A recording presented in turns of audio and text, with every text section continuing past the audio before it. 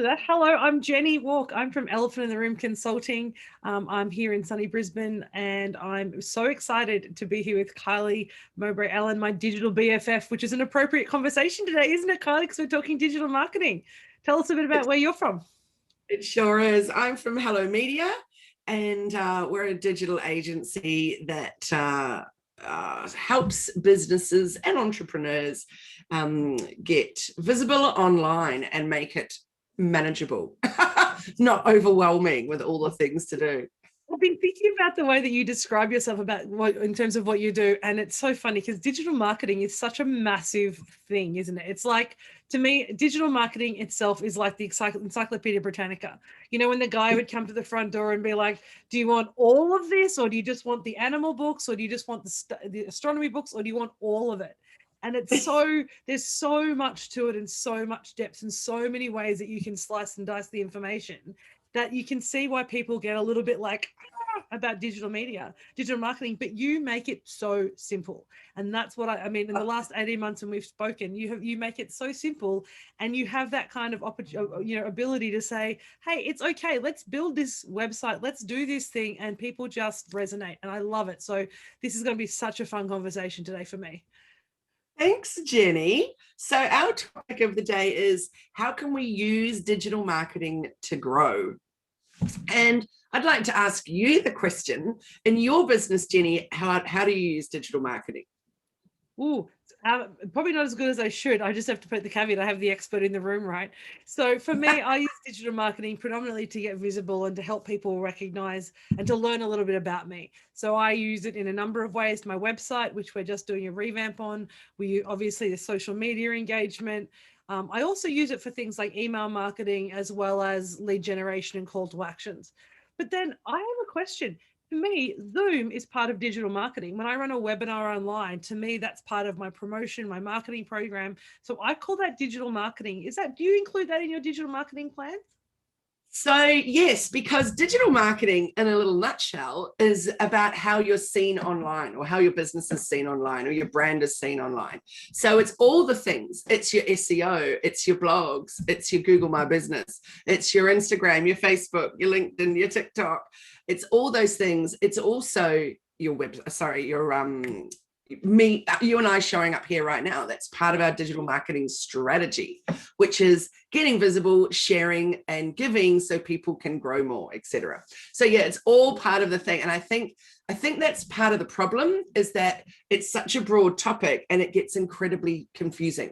So when people say I'm a digital marketing strategist, actually what they really might be is a social media expert, or a Facebook expert, or an Instagram expert, but they're not a digital marketing strategist, because that's helping businesses look at their overall way of that they show up online.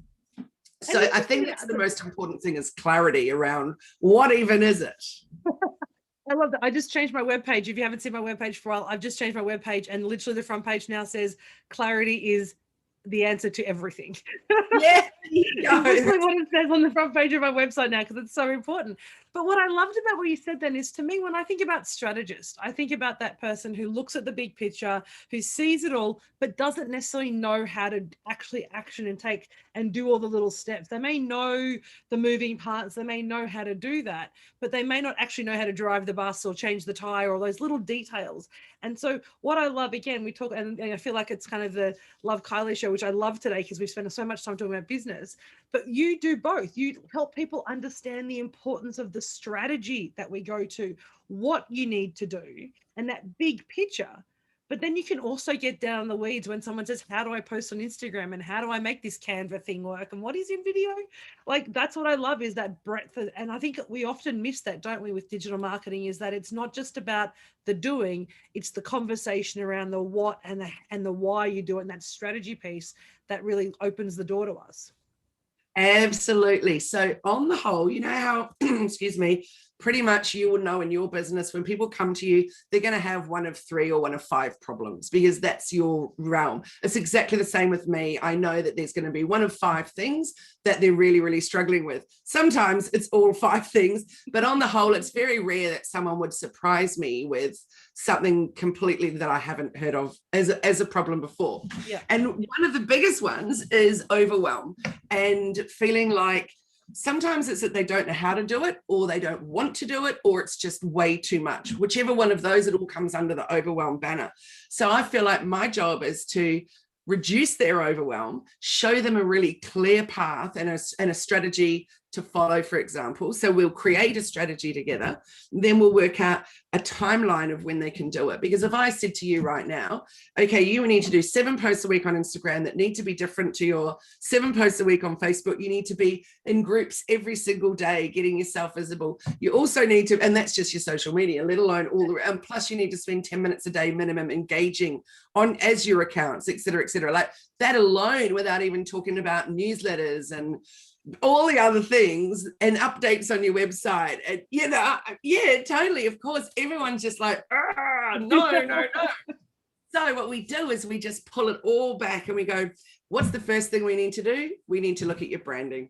Branding is totally part of digital marketing, because the branding is what the face of your business is as you put it out there. So unless we've got your, well, not just obviously your colors and your fonts and your logo and all of that, but it's, so much about your words that you're using, because once you've got clarity around your branding and particularly those words, then you can actually start writing some posts.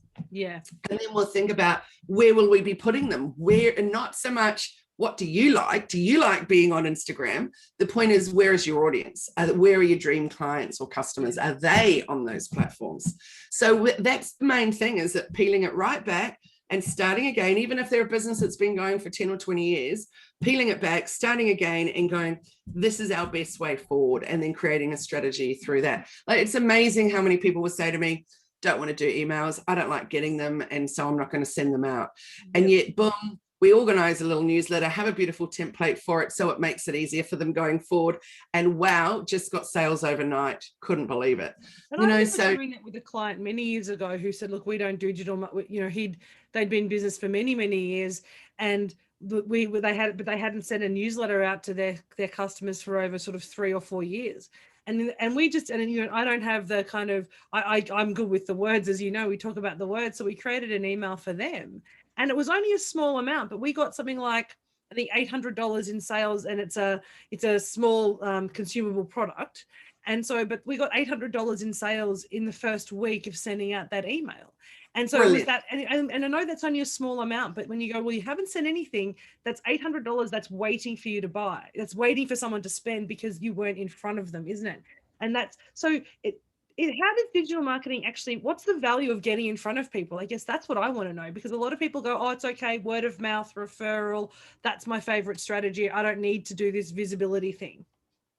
Well, that's an excellent question. And it all comes around about thinking, and what you and I talk about a lot is, what do you want to earn? What are your goals? What are your dreams with the business, etc.? So say you wanted to up your prices, you wanted to, up your product prices or up your service offerings or whatever, and bring in some more money.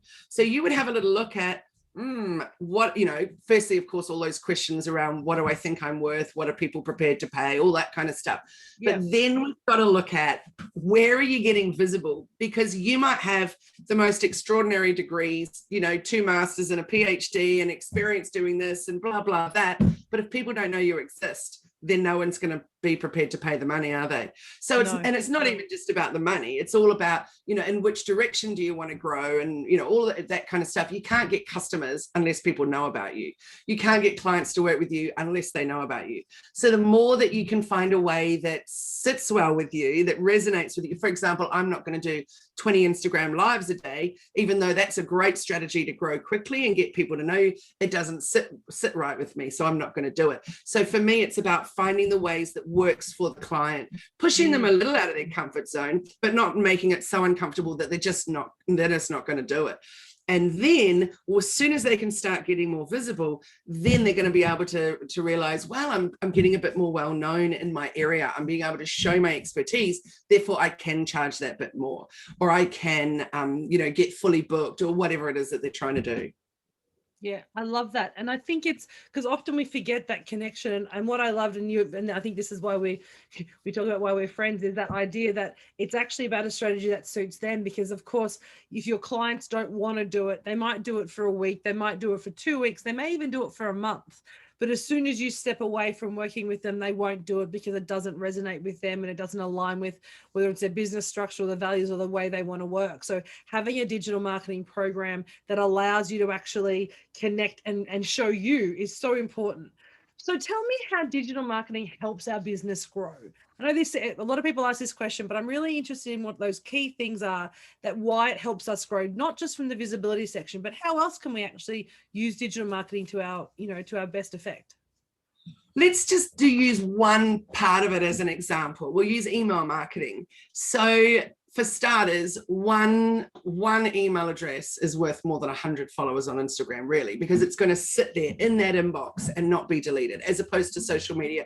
You can put so much time and effort and get caught up so much in the vanity metrics and things, but actually, who are you reaching? So when you send it out to your email database, it sits in that inbox until they choose to delete it, or in the junk file, but they'll still find it and eventually delete it or read it. So of course that subject line needs to be so important.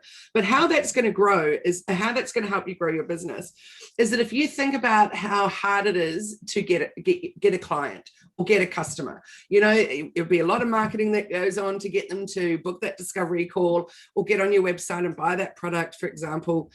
And so once you've got them, then why would you just let them go and not have any more communication with them? It blows my mind how much I buy online and I never even get a follow-up with her asking me for a review or anything. It's like I never even existed. However, I bought something online last night, and I'm really hoping my daughter's not watching this, but it was this birthday thing. She's so cute. She sends me a Google Doc with a bit of a birthday ideas list. Oh, I love it. Links to where I could go and buy those things from. So last night, and I'm not going to mention the business name, but that was my third interaction with them that had been terrible from the very beginning. Oh. So they'd given me a discount code when I signed up. I tried to use it, it wouldn't work. And it was substantial what I was buying. So, it was like 25% off, but it was well over $400. Wow. was what I was trying to get. So, you want that discount code to work if they're offering it. So they couldn't. And I put something else in the card and still it wasn't working. The email that I got back from them said, "We're very busy. We'll respond to you within 5 to 7 days." I'm like, what the? Really? So anyway, 5 days later, sure enough, I got the email from them saying, "Sorry for the delay. And actually the discount code only works if you're buying one thing. As soon as you buy more, it doesn't work." I'm like, what? And then he was quite rude. "You should have seen that in the FAQs." And I was like, no, I didn't go and read FAQs. I'm on my phone trying to just buy a bunch of stuff. And whoa, that's outrageous. I've never, ever heard of not doing a discount across the thing, but on one product. And I assumed he must mean, only one product was on sale. But no, you could use it on any product, but only one. So very, very, very confused. So then last night, then I finally, went and made the purchases, etc. Then they turned it all around. They were definitely all about keeping me on. And this is where they started to shine and do a good job. Is that as soon as I bought it, it was a little bit like how Vistaprint does that. If you order the next thing within 10 minutes, you get it for this or whatever. And they had that kind of a thing going on. Nice. But they literally offered me another one for half price. So I was like, how can I not, Then I jump into my emails and there's another link to this. There's another discount. If you need one for a friend now, use this discount, but it only lasts for 24 hours. And I was like, so you're really good with your automated, you just haven't really nailed your customer service in the front end. Service. Really. So that was an interesting thing for me. But my point being though, is that once you've got that customer, which is the hardest bit, obviously, that first bit, keeping them is so important. So if you're not sending out emails and if you're not connecting with them and telling them about the next thing and bringing them into your tribe and community and, hey, join my Facebook group, and hey, did you know that you can You know, like say if you sold essential oils, what about putting essential oils in Play-Doh? Here's a recipe for Play-Doh, and use your essential oils in that. So about, you know, giving, not just selling. But even that to me is just such a simple thing to do, to market to those people that have already bought from you before or already booked your services, and keep them on board on your journey with you. So, you know, it's just about that customer journey funnel, isn't it? But keeping them engaged with you. So what's the point of just doing one sale, like majority of my online shopping, and then there's nothing more coming from me? Oh, isn't that strange? I think that's strange not to want to service the people that you've already got. And so to me, that's how you help grow. I wonder, and I wonder what, I guess it's a really interesting question. What's coming to mind when we're saying that is that it's how people view their customers, isn't it? It's whether people view their customers as a one-off transaction. And I imagine it in the days when someone would walk into a shop. So you can walk into Westfields or whatever the local shopping centre you have, Stocklands or Lendlease. You walk in and you walk into a shop and someone serves you and it's great. And then you leave and you're like, well, I bought what I wanted to buy, and there's like no engagement at all. So if you go back there or not, if you go back to that shopping center, you may remember to go to that store, but it's not going to, not going to grab you. Versus my partner and I bought a television last week, and we have a big box television place, discounts. They do everything. There's one up the road from us, 2 kilometers up the road, but we happen to be north side of Brisbane. We were in the middle of nowhere. But we get all the emails and we went in, but the service they provided, the guy that was there answered all our questions. We actually went to lunch with our friends and then came back and bought this television, which barely fit in my car, from the north side of town, and drove it all the way back to Carina because we valued the service he gave us and the fact that he was willing to spend time and make us feel, welcome, and that we became more than. And when we told him we were from here, he's like, oh, you could just buy it locally. And we're like, no, we want to buy it from you. And so that's the feeling I want to get when I have digital marketing. I want to feel loved. And we often forget, don't we, that email can make you feel engaged and make people feel special when you send that, even though it's automated, but the 10% off or the 20% off birthday email that you get from everywhere. I haven't been an iiNet customer for probably 3 years, and I still get their email on my birthday saying, happy birthday, Jenny. And which is crazy. And I probably should unsubscribe from them. But for 3 years later, and I know that's automated, but there's something kind of fun when I open my emails around my birthday and I have this little dude dancing, giving me a birthday wish. And that's what makes you feel like, oh, I'll remember when I want to change again, I might use them again, right? Yeah, that's such a good point, because that just reminded me, we refinanced our home about 8 years ago, and I've had no need to be dealing with that guy ever since, but I get a physical birthday card in the mail, and every now and then a call from one of his, staff saying, do you want to look at remortgaging? Can we get you a better deal? So I don't feel like they're selling to me. They're wanting to help me.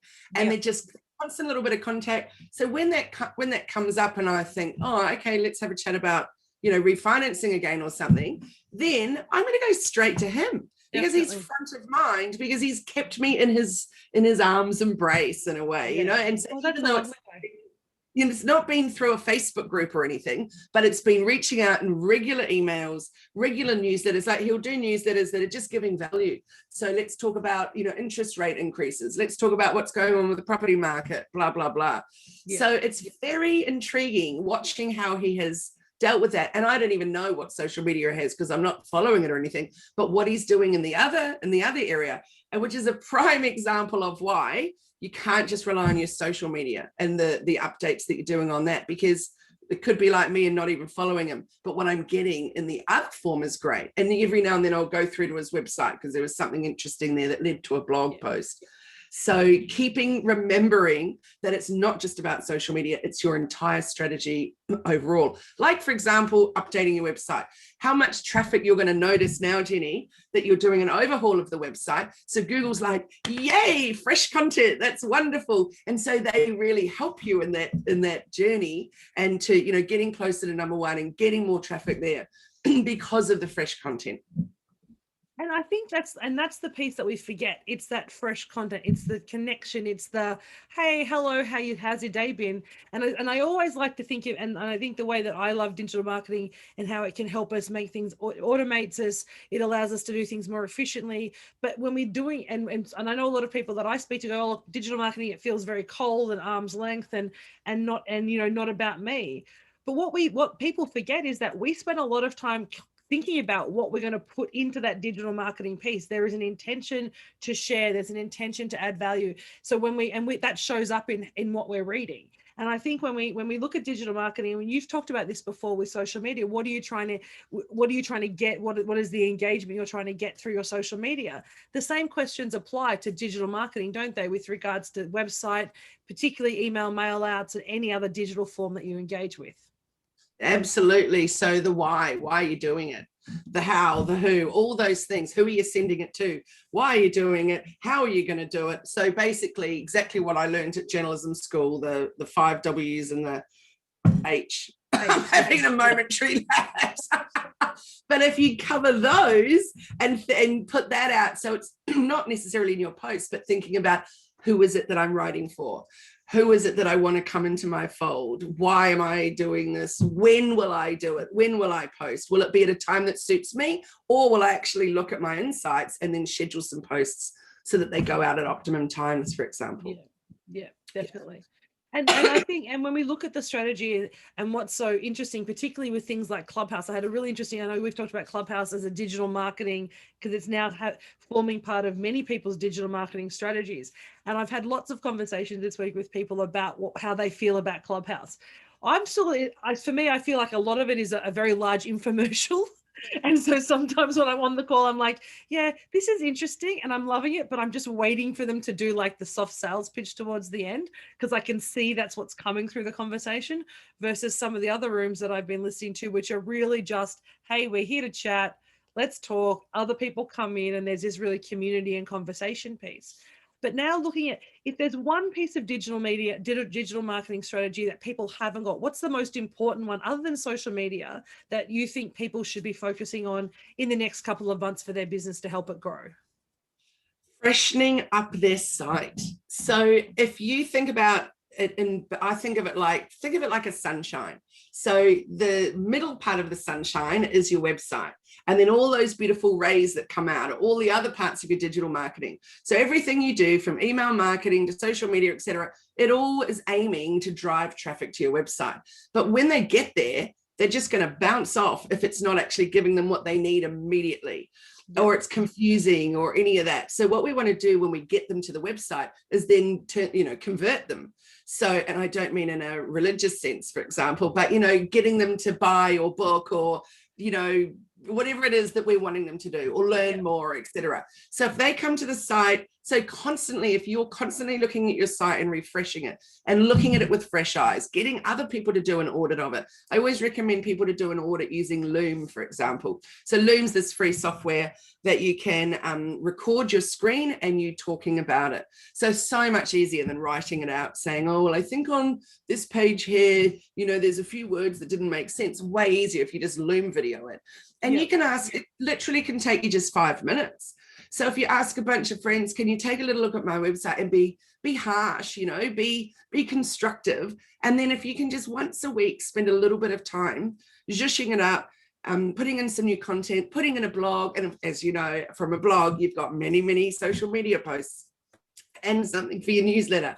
So that would be my top tip for now, would be updating your website and giving it a little bit of a fresh facelift.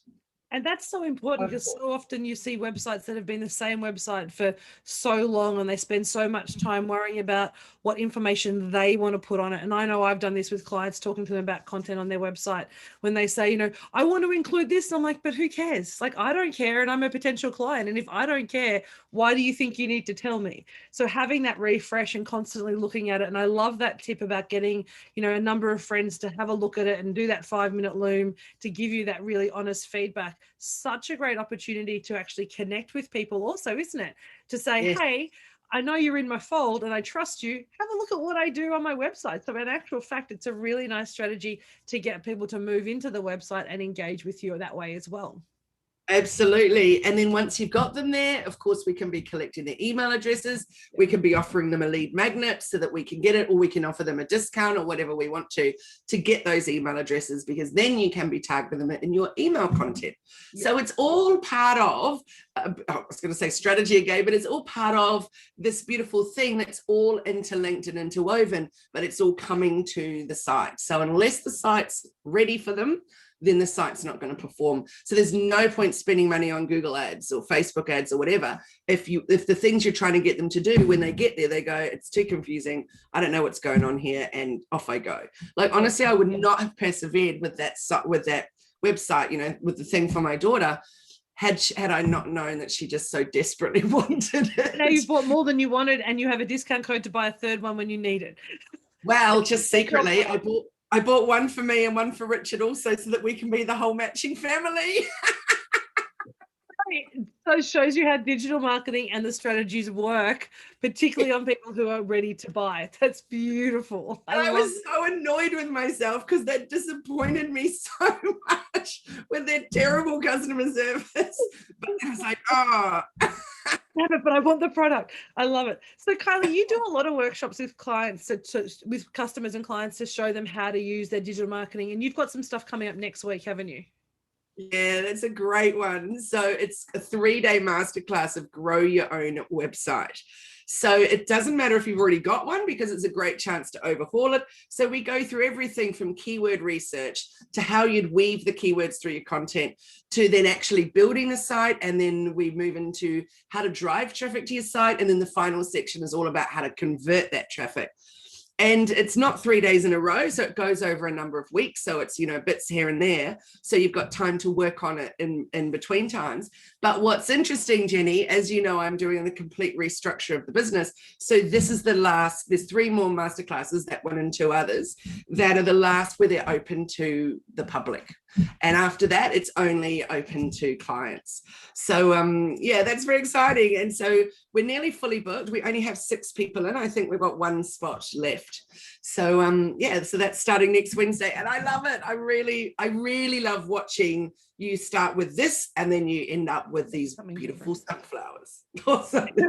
I love it. So you're planting the seeds on day 1 and growing a beautiful flower by the end of it. I love it. And so or are you coming with your seedlings, or even a wilted flower, and then you're coming and then we're refreshing and making it all beautiful. Making a beautiful garden bed. There you go. Yes, there you go. We can find you at hellomedia.team. Is that right, on Facebook and your website? That is right. On Facebook, it's hellomedia.dream.team. And Instagram, it's hellomedia.team, and website, hellomedia.team. And how about you, Jenny? What's happening in your world and how can people connect?